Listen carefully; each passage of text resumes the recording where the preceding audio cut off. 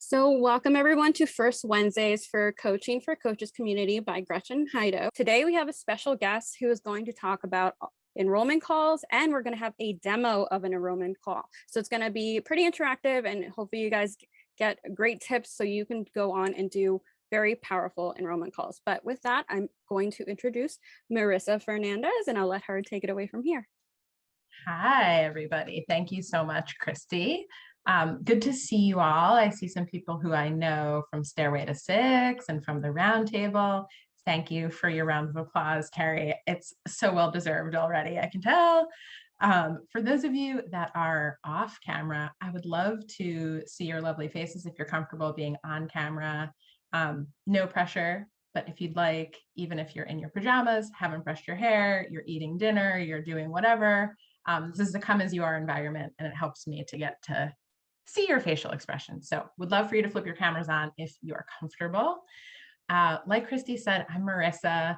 I am a client of Gretchen's, and I'm also her assistant coach, call it, in her Stairway to Six program. I'm her coaching apprentice this year, and I have my own coaching business. What makes me qualified to lead this call? You might be thinking to yourself, well, I started working with Gretchen almost a year ago when I was just launching my business full time, and I was a pretty good coach, or so I thought, but I was pretty clueless on how to build a coaching practice. Didn't know how to do it. I set an ambitious goal of reaching 100K in 2021 and learning the steps that Gretchen teaches in Stairway to Six, and not just learning them, but really putting them into practice, really trying them out, trying them on for size and making them my own and being of service. I got to the goal in 7.5 months. And in about 5.5 months after that, I hit another 100K. So I say that to just say, this is possible. And one critical area that I had to work on with Gretchen to make that dream a reality was the sales process. How to do it, what to do, getting into practice on how to leave breadcrumbs along a trail to create from a stranger or a prospect to a client. So that's a little bit about my story. And today we're talking about enrollment calls, the first step in the process. I call mine connection calls, enrollment calls. You may have a different name for them, but they're the connect step for those of us that are disciples of the prosperous coach methodology, which I think most of us are. It's that connect first step. So as coaches, it's critical that we get really good at these because they're typically going to be the way in for clients to your business. I like the metaphor of an enrollment call being like the front door to your business. You're going to decide if you want to invite them in. They're going to decide if they want to come in. But this is the way that most of them are going to come in. Maybe some will sneak in a window or a back door some other ways. But for most people, you're going to have a first call with them. Christy, are you raising your hand or you're just doing, okay. It's like so polite. If anyone does have a question, you can raise your hand or come off mute. So I'm a goal-oriented person, maybe not as goal-oriented as Carrie Williams, who literally wrote the book about goals, but I'm pretty goal-oriented. So I want to know from you, to get the maximum value out of this hour that we have today, what are you hoping to get out of this call? You joined for a reason. It's about enrollment. Do you have questions about enrollment? Do you have something that you're hoping to learn or take away from today's call?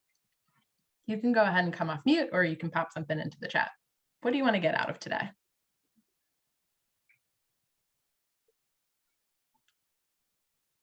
If you guys are good. Oh, Anna, go ahead. Yeah, I'll answer. Thank you. I was excited to see it demoed. Yeah, I think enrollment calls I'm working on right now, and for me, they seem a little bit more simplistic in my mind than when I actually go for it. And I think I get stuck on how to start it. So I'm excited to actually see that live. Cool. How to start it and how it actually plays out in the demo. What else are people hoping to get out of this? I also am excited about the enrollment demo, but I wanted to see how you handle when somebody has excuses or just says no, or has said that they've already taken some steps, or, just the subtle ways you pivot. Yeah. So how to kind of deal with potential objections. Is that what I'm hearing, Lori? Cool. We'll get to that. I'll give you a abridged, brief answer to what happens if they say no, which is okay. Because it is okay. But sometimes there are barriers that we coach them through. So you'll probably hear some of that in the demo, and then we could mock some afterwards if they don't actually come up. What else are people hoping to get out of today or learn about enrollment calls?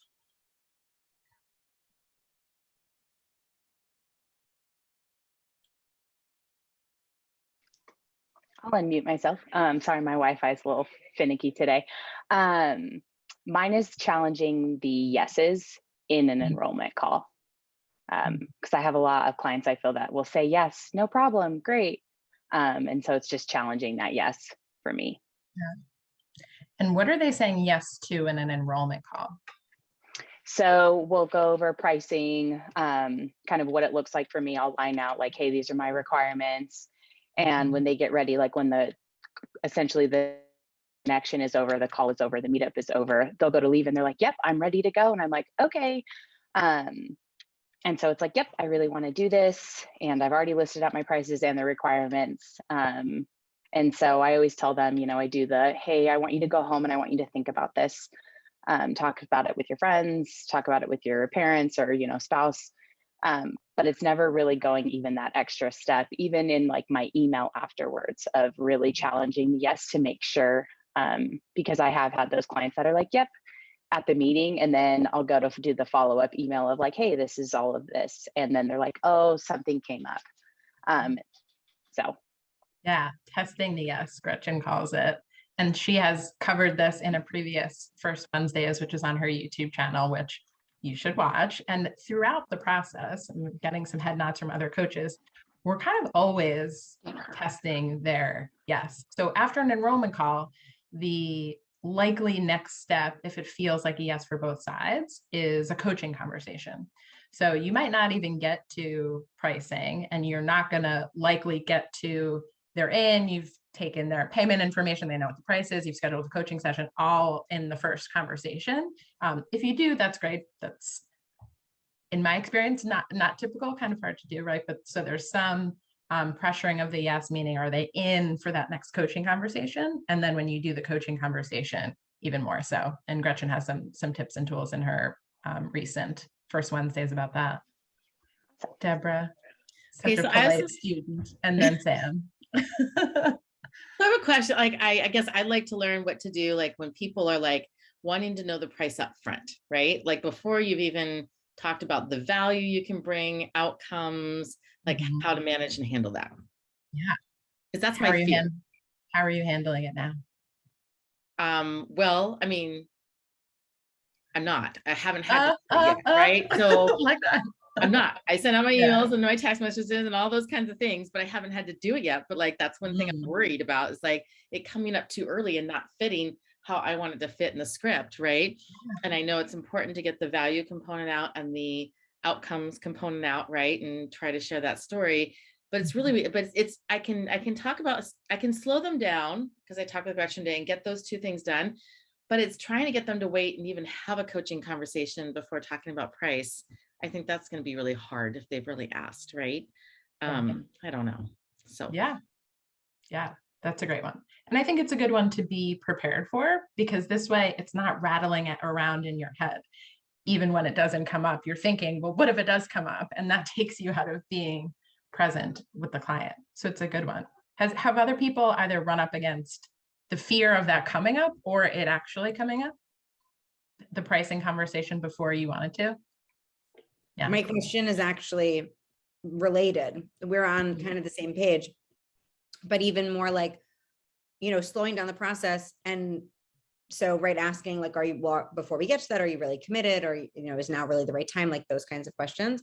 But now in kind of separating my process of doing these discovery or connection calls and then, or enrollment calls or whatever, and then doing a session, do you say price when you're in a discovery call, even if you test, like, are you committed, but then you're going to offer a session? That is a question I have of like how you navigate that piece, or do you punt it and like, let's go through coaching and talk about it afterwards? Yeah. There's no right or wrong. So you guys will put some things into practice and feel what works for you and what works for your prospects. In both cases, it helps to know what your pricing and packaging is going to be, and it rolls off the tongue, and you're not looking to your notes and looking to your spreadsheet on what do I charge. So you should know what your offers are. To Sam's question, I don't talk about pricing in the enrollment call unless they specifically ask. And if they don't, I wait until after the exploratory coaching session, because if that doesn't go well, then I'm not going to even propose anything. If they ask at the end of an enrollment call, which may happen in the demo or we might not have time for it, so I'll just cover it now. And I have a sense based on what I've learned in the enrollment call on what would be my highest recommendation for them. So I'm not giving them a menu of options to choose from. I'm saying my highest recommendation is that we work together for 6 months. The investment is $8,000. We're going to meet every other week for an hour. In between, you have access to me through text and email. Payment is due upfront before the first session. And that's how the logistics works. What questions do you have about that? So I'm prepared to say it after they've gone through. Now, Deb, to your question, if they ask it right when you get on the phone, before you've been able to unravel what it is that they may need or want, then the reality is you don't know how much it's going to cost because you don't know what package is going to be of highest service to them. So you can say either, I don't know yet, so let's understand a little bit about what you're trying to do so that I can put forth a great proposal for you. Or you might want to give a range. So you can say, I work with a variety of clients from 3 months to 12 months, and that investment ranges between $3,000 and $15,000. I don't quite know what would make the most sense for you, so I'd love to get to know your goals and story a little bit better. And then we can talk more specifically about what I think makes sense. So you give them like a pretty wide range, and you give yourself a pretty wide range, right? But it alleviates the fear of like, are we talking $10 here? Are we talking $1 million? Like, where are we? Does that help? Yeah. Has anyone else found a good solution to deal with the pricing conversation comes up too soon? I know I have some experienced coaches on the line too, who've probably dealt with this before.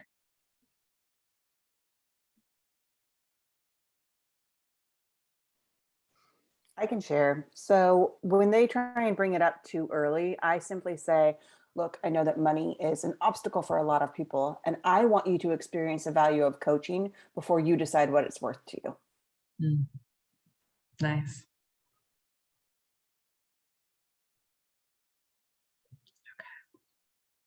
Anything else coming up for questions or desired outcomes for today's session? Okay. Before we get into the demo, I'm going to talk a little bit about preparing for the session. I know that most of you are familiar with the professional self versus social self kind of dichotomy. Gretchen has shared that with her roundtable participants, her Stairway to Six participants, and her one-on-one clients. So when you're getting ready to prepare for an enrollment call, it's a good time to check in with yourself to not let your social self, the person who wants to be liked, who wants to be relatable, who wants to listen and respond with, oh, me too, or here's how your story relates to mine, not let your social self sabotage your professional self, the person who is there to serve, to be present, to be an expert in a professional sense, right? To be doing this as your job, not as your hobby, and not to create a friend, because that's what your clients are looking to you for. So that's kind of the first grounding in preparation. And then the next one is research. The goal with researching the person is just to see the person's life from their perspective. You don't need to deeply stalk them. I don't suggest like looking up their personal social handles or anything that to know what their spouse looks like and things like that, where they've been on vacation. But I do suggest you check out their LinkedIn profile, especially if they're coming to you for career-related coaching, and just imagine what their experience might be like based on what you see. Have they been in their current role a really long time? Have they moved around a lot? If they're posting comment or liking comments and types of content, what might that tell you about the type of person that they are or the type of person that they relate to? Put yourself in their world and imagine what it's like. The other way to do research is if you're getting a referral from an existing client or somebody who you know, do some digging with the referrer. So referrals are obviously great, a wonderful source of business. And I want to encourage you all to set yourself up for success to turn that referral into a client by asking the person beyond just, oh, I mentioned this person to you and they're going to get on your calendar. Instead of just saying, okay, great, thanks. Have a few questions prepared for when that instance happens, which as you continue to serve and powerfully move people, that'll happen more and more. Ask them things like, why do you think this person is a good candidate for coaching? Why do you think this person might be a good fit for me if they know you, if they've experienced your coaching? So use that person as a referrer to get the inside scoop and set yourself up for a powerful and personalized enrollment conversation. What else comes to mind for any of you that has worked in terms of research or preparing for an enrollment call?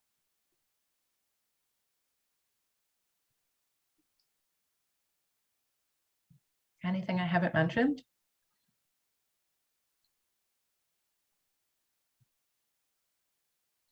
Okay. I now want to talk about our mindset or intention going into enrollment calls. So we're all coaches, so I don't need to sell you on the power of our thoughts and that our thoughts create our realities, because that's part of what we do day in and day out. I want you to think though, what is your mindset when you're going into an enrollment call? What's your inner dialogue about enrollment calls? When you have one coming up, when you think about them in general, what's your mindset?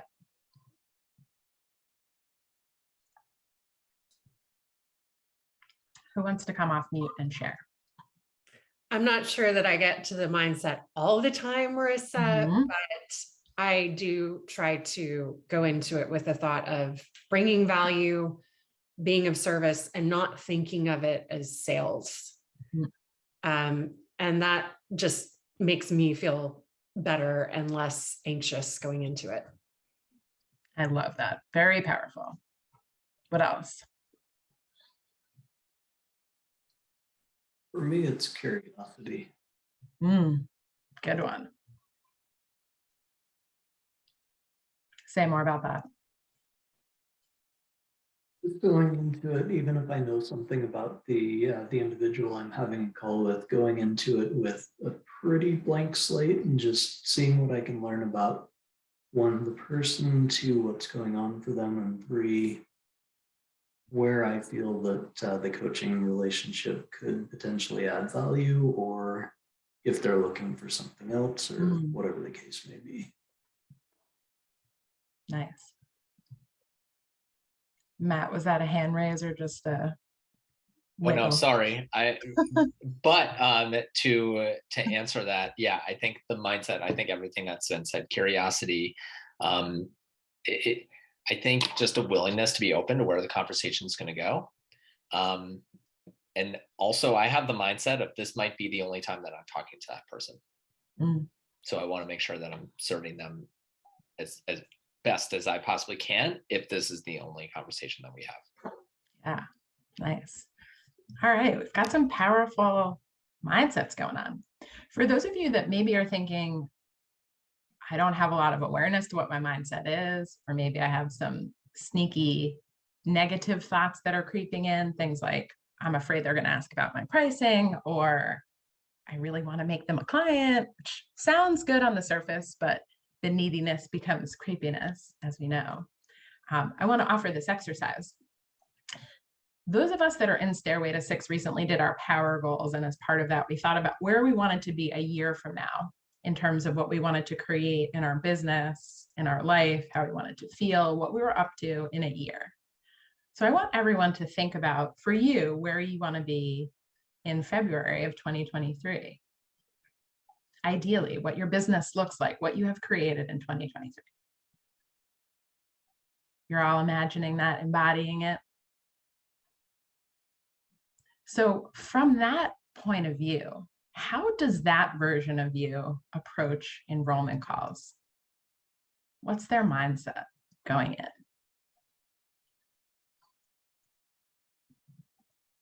I'm getting a knowing smile from Sam and Lily. Deborah, you're off mute. Go ahead. Yeah. What's coming to you?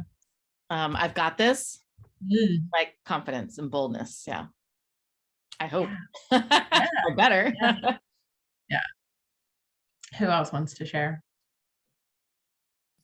I mean, it's the same as it is now, only more amplified, because now it's excitement and hopeful for the possibilities for them and for me. But I think that a year from now, it's even more of that. Like, there's so much potential when we have these calls that it's exciting.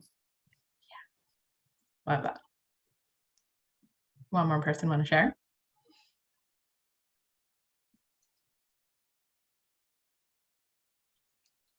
Okay, that's fine. Quickly, before you do an enrollment call, Gretchen advises, and I have adopted this, to never go in blind. Send some questions before for them to fill out. It serves two purposes. You get to know them a little bit better, so you're not shooting from the hip right when you get in and have to get all the information. You have a sense of where they want to go, which you will unravel and deepen, but you have a sense. And it also is a filter for you, because remember, they're on your doorstep, and part of it is you deciding whether you want to let them in. And if they can't even take the time to answer a few questions, or they give you one-word answers, that's an indicator that they might not be that coachable. I've played around over the last 18 months with questions. Some I like, some I don't like as much. I encourage you guys to explore which ones work for you, which ones do you tend to get some good, fruitful responses from. You want to give them some prompts that help paint the picture for where they want to go. So I typically ask a question: in the next 6 to 12 months, what are your most important goals or dreams? And what potential obstacles and challenges do you see as getting in your way to achieve those? Those are some examples. I sent those to Lily, who has graciously agreed to be this group's guinea pig / demo coachee. Thank you, Lily. And we're going to dive into the demo now. I will say, typically my connection calls are either 30 or 45 minutes long. I'm going to coach Lily for 20 minutes so that we have time for questions at the end. So just know that this is a little truncated versus what the typical experience is. And after, if it makes sense, I can kind of say, like, I would have done this, or maybe I would have inquired more here. So are there any questions before we go into the demo?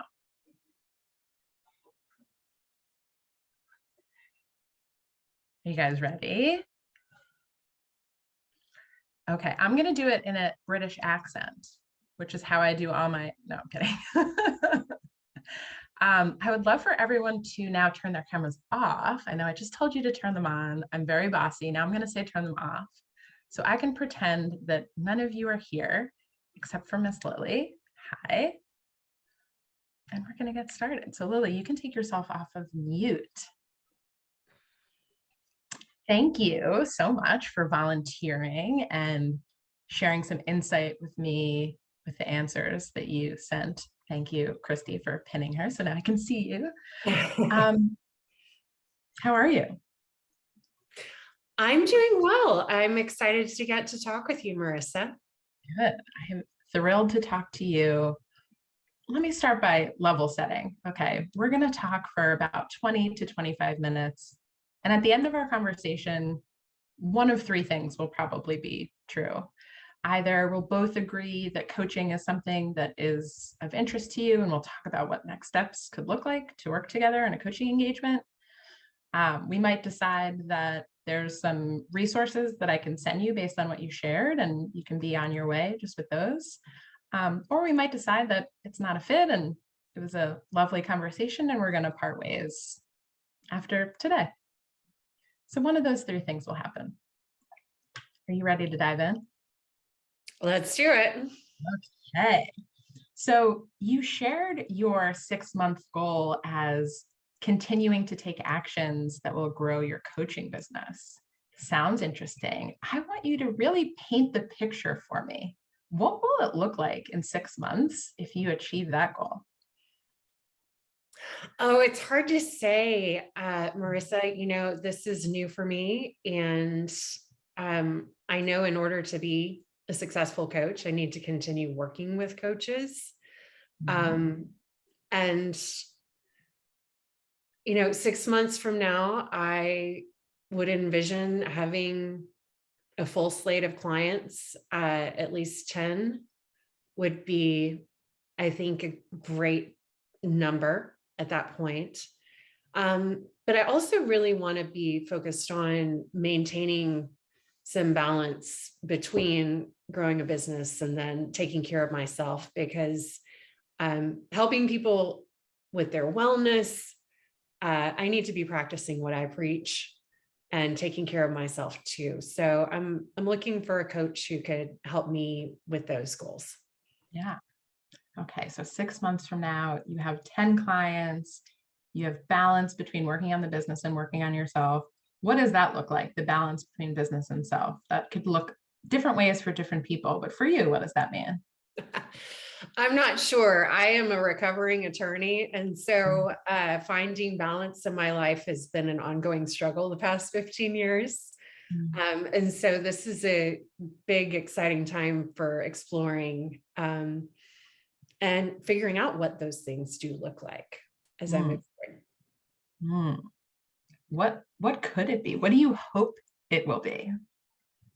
Oh, what do I hope it will be? I hope it will be having long weekends, taking Fridays off, having enough time between clients that I don't feel like I'm rushing from Zoom meeting to Zoom meeting and not getting to breathe in between, and having time to continue teaching yoga and taking yoga. So I'd like to have things spaced out so I can have some breathing room. Yeah, that sounds nice. Have you ever worked with anybody like me? I have. Yes, I have worked with several coaches and entrepreneurs like you. And that's why I asked the question about balance, because I know that for some people that means one thing, and for someone else, it means something completely different. We want to solve for your ideal future, not some generic definition or shared definition. I want to hear more about these 10 clients that you want to have. Tell me more about what type of coaching engagement you want to have with them. Like, what will that part of the business look like, or part of your life look like? By coaching engagement, do you mean length of the term, or do you have, are you working with them one-on-one, in a group? Are they in long-term engagements, short-term engagements? What's the ideal in 6 months? I'd like to have a variety. I currently have I've done a couple of small group sessions through my studio, and I love doing those. And some of those participants have become one-on-one coaching clients, which I really enjoy getting to see the lights come on. And the longest term that I've worked with anyone has been about 3 months. And so I haven't branched into the 6 month or the year. I would like that, but I haven't really encountered a potential client that I think that would be the best fit for yet. Yeah. So I'm trying to be open to whatever the next prospective, client brings in and what would be best for them. Yeah, I love that perspective. Cool. And you said you were a recovering lawyer. Tell me a little bit about when you decided to make a transition to coaching. I have been, yes, a recovering lawyer for quite a while. I've been teaching yoga for 10 years. And so I think there's been that window that's just been cracked open for a while. But over the past 3 years, I've started working more in a mentoring and coaching capacity. And this past year, almost exactly a year ago, the universe opened up and said, boom, this is what you need to be doing. And so I jumped into it, and I'm so glad I did. Yeah. I just got the chills. That is amazing. So I'm excited. How long have you been coaching? I've been coaching. I got my certification in the summer of 2020, and I left a full-time job to do coaching full-time in a year ago. Yeah. What has that transition been like for you? The transition has been amazing. It's been thrilling, fulfilling, challenging, and by far the most professionally fulfilled that I've ever been. In part, that's because I feel like I'm leveraging my greatest strengths and answering a calling, which it sounds like, based on your story, you might feel similarly about the work. Mm-hmm. Is that accurate? Sounds like we have a lot of similarities. So with that in mind, how would you work with me? I mean, we're both coaches, and I know I need to have a great coach to succeed. So what are you bringing in from your experience that I might be learning from? Yeah, that's a great question. When I have worked with coaches in the past, it is a blend of two things. One is traditional coaching, and you're a coach, so you know what traditional coaching is. We'll work on your mindset, your stories, seeing your situation from different perspectives, releasing blocks to help you move forward, holding you accountable to get towards your goals. And we haven't quite gotten to the level of detail of what the desired outcomes specifically would be, but you know what that type of work is. And there's an element of consulting that's part of my work with new coaches as well, which isn't about inquiry, but it is about the experience that I've had in building a six-figure business around dealing with client situations, the sales process, and things like that. You'll get to be in the driver's seat on when you want consulting versus when you want coaching. It's my belief that the most powerful transformation will come for you when we're doing deep coaching, but you have access to that consulting piece as well. How many new coaches have you worked with? I've worked with 2 new coaches one-on-one. And as you know, I'm helping to coach a group of new coaches along with Gretchen and Stairway to Six. Yeah. I'd love to know, in order for this to be extraordinarily valuable for you, a coaching engagement, what would you want to be able to say at the end of it? So let's say we work together for 6 months. What would you want to be true at the end of it? At the end of 6 months, if we worked together, I think the extraordinary results would be obviously to have reached my goal and have those 10 clients and have realized the goals that I've set with you at the beginning of our engagement. And I recognize that requires action on my part, but that's what would make it extraordinary, is to say, this is where I want to be, and to be there or be even farther along. Yeah. How would you feel getting to that? I'll call it a finish line. Obviously, there's more to go after that. But if the goals at the end of the 6 months are 10 clients and a better balance between work and business, and you feel like you achieved that, how would you feel? Elated.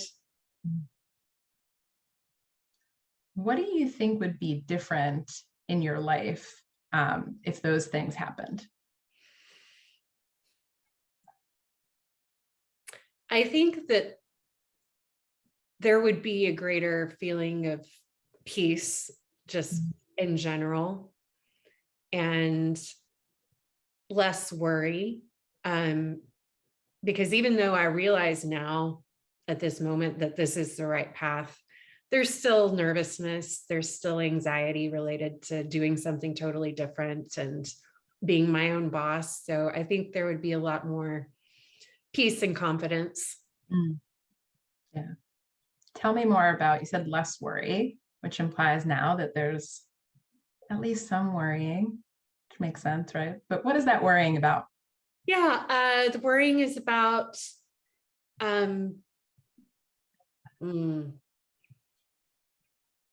worrying is about meeting new clients and feeling more at ease describing what I do. And I've always worked for somebody else. And so there's some nervousness of me being my own boss and balancing my life better. Did you have balance when you were not your own boss? No. Okay. At times I've had balance. So it seems much more possible now. Yeah. Do you believe that your vision is possible in 6 months, 10 clients, and a better balance between business and personal?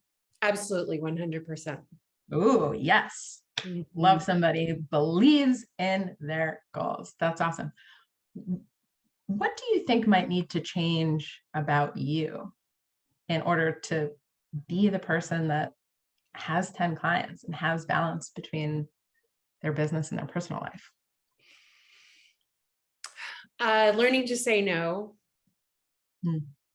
I need to stop saying yes to everything.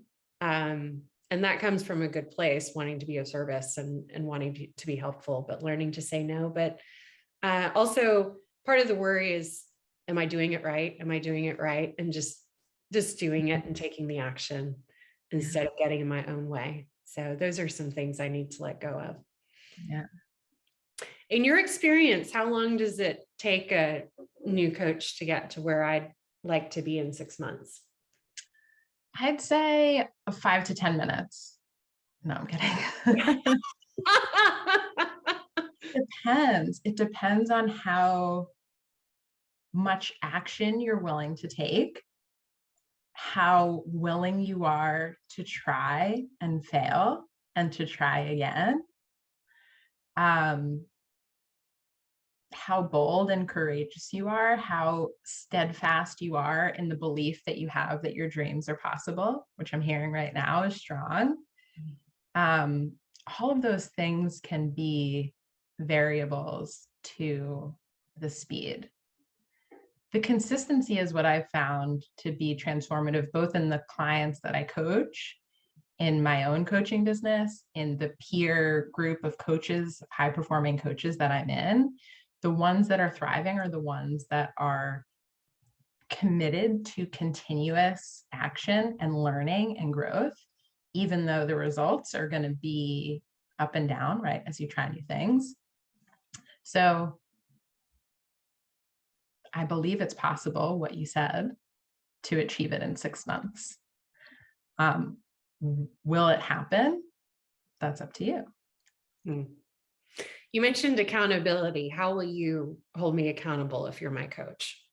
Yeah, I view accountability. A lot of coaches have different philosophies on this. Some coaches call themselves accountability coaches. Some coaches will say, I'm not an accountability coach. You need to be accountable for yourself. I consider it a shared responsibility. So there are some things that are your responsibility, like taking action and creating results. There are some things that are my responsibility, like creating the container for you to be open and vulnerable and to reflect on your situation from every angle. But then there's some things that are shared. And in my mind, accountability is shared. How that comes to practice is at the end of our session, sometimes during, but usually at the end of our session, we will co-create action items. So we'll say, okay, you came up with an insight that you want to say no more. What specifically might you want to say no to in the next 2 weeks. Like maybe you're going to say no to any, I don't know, social requests. I'm making something up, but let's say you're going to say no to social requests because you really need to hunker down and do these things for the next 2 weeks. You or I will help come up with what the idea is based on the insight. You will say, this is what I'm committing to between now and the next session. And in our next session, and every session, I'm going to inquire how you progressed versus your stated commitments. And it's not to pass judgment, and you're not going to get in trouble, and there's no punishment jar that you have to put money into if you don't do your assignment. But all it does is it holds you accountable to yourself and to me and to the cadence of meetings so that you have almost no choice but to be moving forward.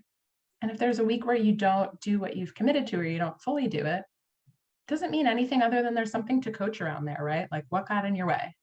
Was it your mindset? Was it your schedule? Did you take on too much? Did you pick a commitment that actually didn't serve you? And so as you were doing it, you decided not to do it. All of those things are just things to learn and grow from.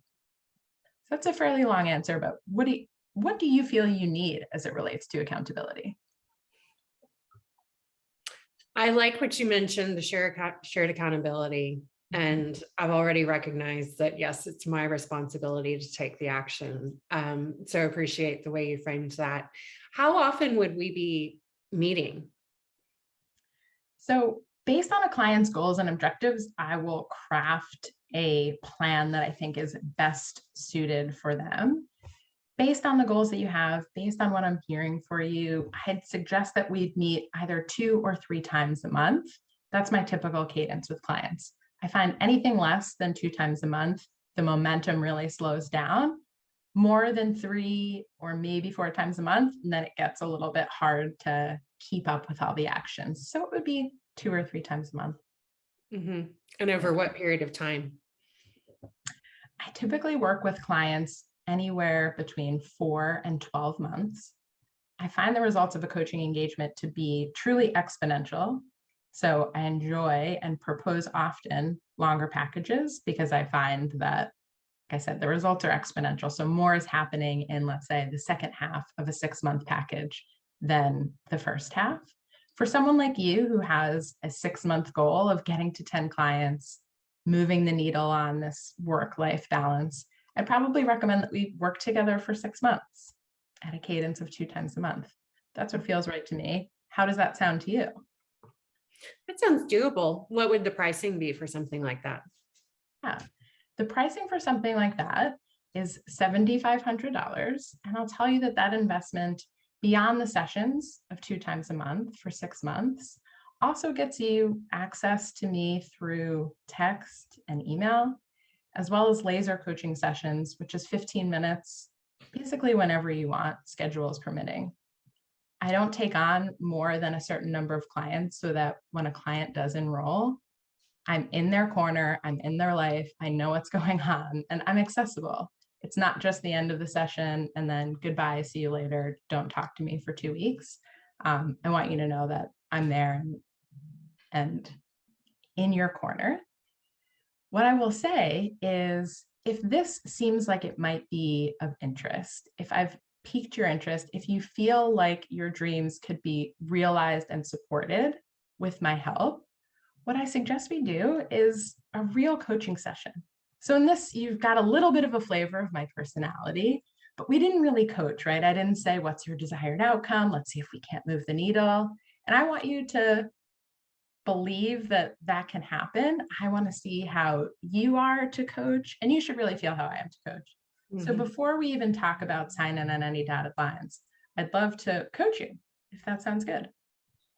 I would like to have a coaching experience with you. And I'm curious, Marissa, since you said you bring a coaching and a consulting duo to clients like me, is there anything you're hearing that you would really advise me to focus on when we do our coaching experience? Good question.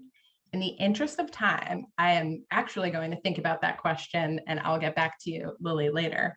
But coaches who were on the call, thank you so much, Lily. What I would do now, if we were really doing this, is I would, of course, answer her question, and then I would book time with her now. I would say, let's open our calendars, let's find a window, and we book the time now to get that coaching session on the books.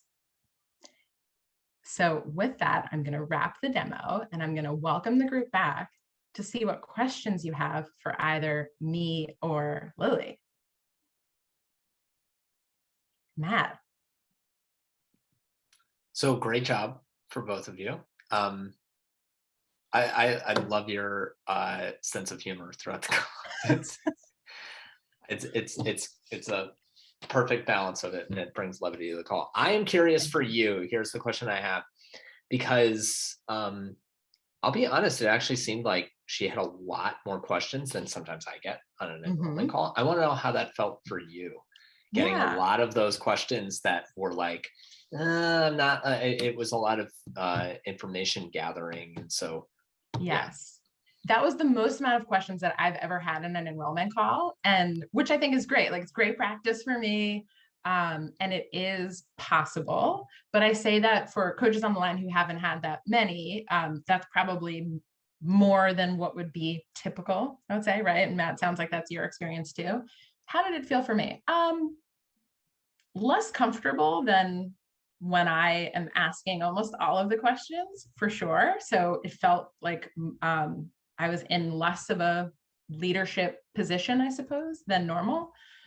But I think that's where it helps to like know who I am and what I do and what my pricing is. Like, nothing that she asked was like, I've never thought about that, you know, like it was important for me to, just be honest with the answers and be comfortable letting go of the reins a little bit, which I had to do a couple of times, and be mindful to navigate it back to her as quickly as I could, because that's what I think would be of service to her. What was your take on that? I thought you handled it awesome. It was great. Yeah, you always did. You brought it back, and it was like the accountability piece. You're like, well, what would that actually look like for you? And I thought that was really good. But it was interesting to see that, because like you said, like I don't usually get a lot of those types of questions. Usually it's like they're kind of in service of what you're bringing and what you're asking. So I thought it was cool to see that. Yeah. Cool.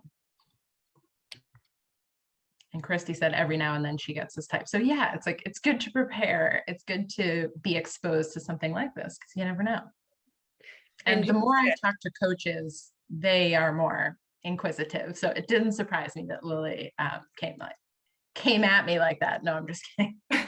Well, that's what I was going to say, Marissa, is I thought, well, do I want to come at this from my true perspective right now, or back it off and talk about something different? But obviously I went with the former, and that's great. So yeah, more questions. Yeah. Might have been the lawyer coming out of her. Still in recovery. Marissa, can I comment?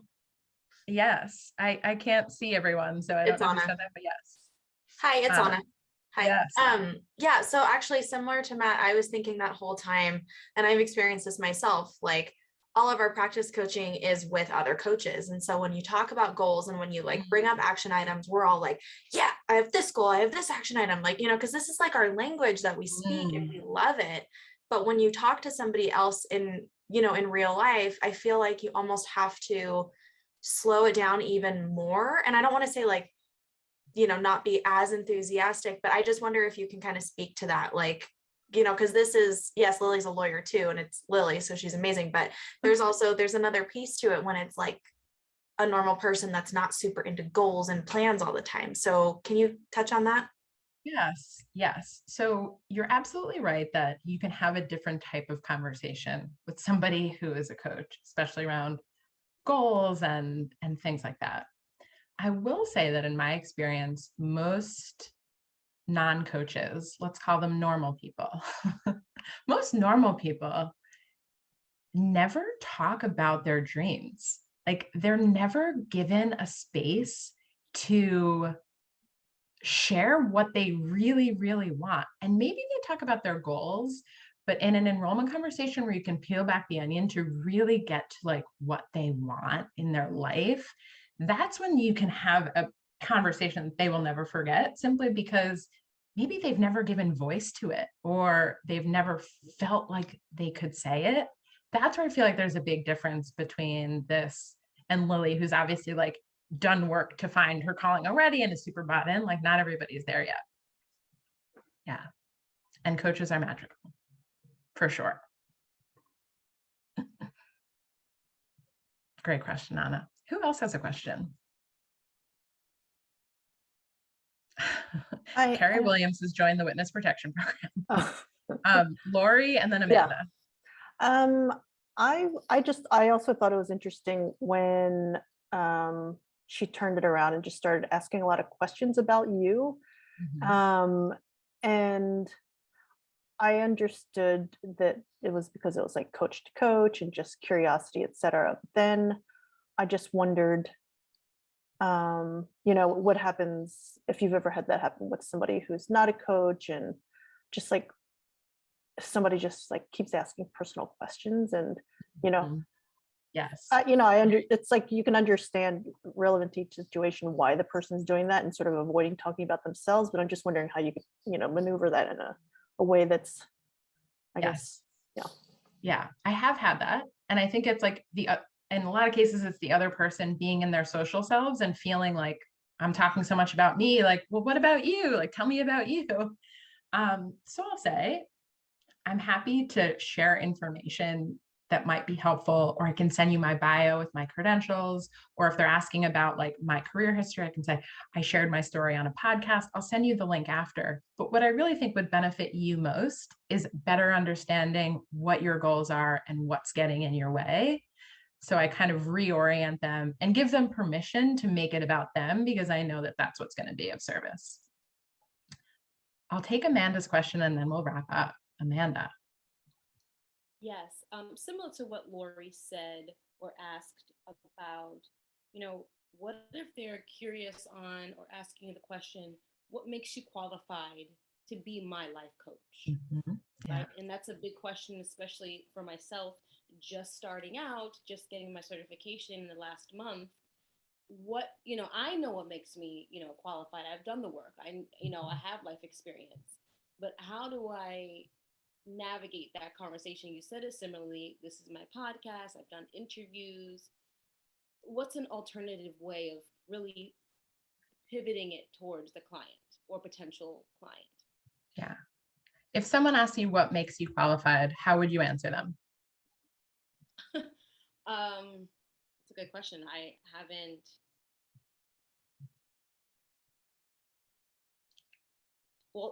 would actually just pivot it to it, as I haven't been in that situation yet, but I would pivot it to, well, let's have a session and you tell me what in our session, if you like to coach with me or not, similar to what you said about having a session and seeing if you like me as a coach, if you like coaching in general, and then explaining about what coaching is. And and I am certified. Yeah, I like that. I mean, I think I've done, I looked back in preparation for this. I think I've done 60 enrollment calls in the last 6 months. So I've done a lot. I've never been asked that question. So good to be prepared, but it might not come up. If it does, I think it's good to say, I have a coach certification. I know how to coach, but really there's a lot of coaches out there. There's a lot of people who call themselves coaches. There's a lot of people who are certified. And what really matters is, are we a good fit? Do you believe that I'm someone that could help to support you in achieving your dreams? And in order for you to know that, we have to coach.